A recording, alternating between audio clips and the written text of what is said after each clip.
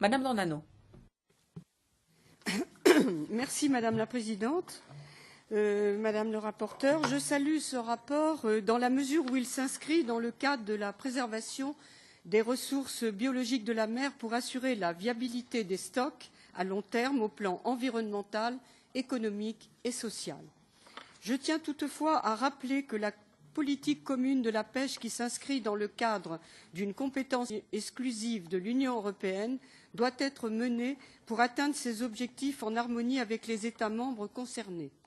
Sans vouloir rappeler une actualité trop désagréable, je rappelle qu'une politique européenne menée contre un État peut conduire ce dernier à quitter l'Union européenne, comme ce fut le cas du Groenland en 1985, aujourd'hui territoire associé à l'Union. Concernant la convention CISTA, qui vise à préserver les thonidés et espèces voisines de l'océan Atlantique et des mers adjacentes, j'ai tenu à rappeler dans mes amendements que la Commission du même nom est une organisation intergouvernementale.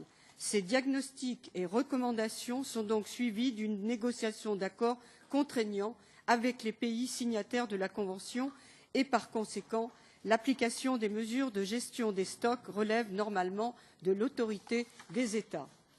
De même, j'ai précisé que c'est uniquement en raison de la supériorité actuelle du droit de l'Union européenne sur celui des États que les recommandations de la CISTA doivent être transposées dans le droit de l'Union européenne. Au sujet des actes délégués à la Commission, il conviendrait que le Parlement et le Conseil s'assurent que ce pouvoir porte exclusivement sur des éléments non essentiels de l'acte dont nous parlons. Ils doivent d'ailleurs vérifier ce critère régulièrement, eu égard aux évolutions assez rapides, somme toute, des enjeux liés à la préservation des thonidés.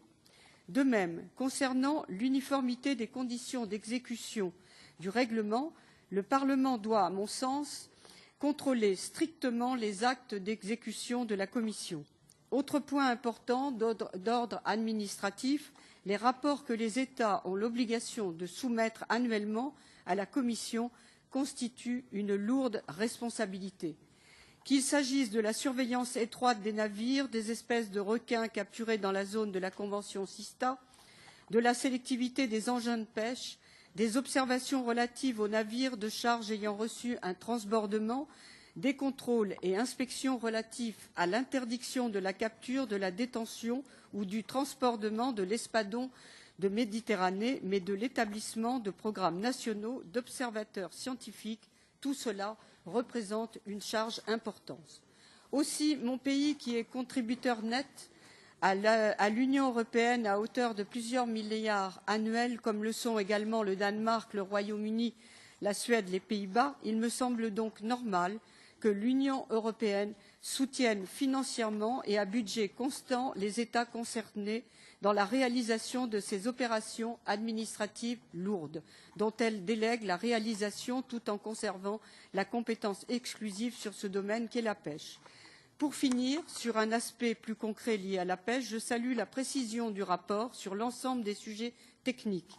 J'ai tenu à préciser quand même, dans la définition du dispositif que constitue la palangre, qu'il s'agit certes d'une ligne principale à laquelle sont rattachées des lignes secondaires appelées avançons, mais surtout que leur profondeur peut varier considérablement selon les modèles, entraînant potentiellement des conséquences non négligeables sur les écosystèmes marins. Or, cela manquait à la définition. Je vous remercie.